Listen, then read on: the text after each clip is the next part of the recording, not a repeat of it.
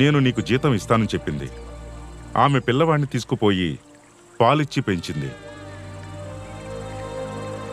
ఆ పిల్లవాడు పెద్దవాడైన తర్వాత ఆమె అతన్ని ఫరో కూతురు దగ్గరికి తీసుకొచ్చింది. అతడు ఆమెకు కొడుకయ్యాడు.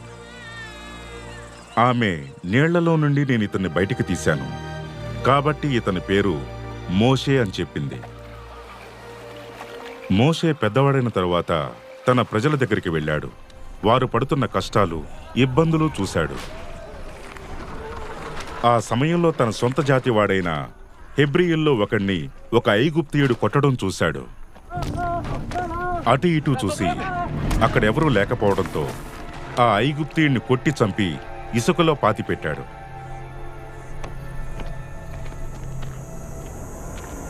ఆ సంగతి విన్న ఫరో మోషేను చంపించాలని చూశాడు.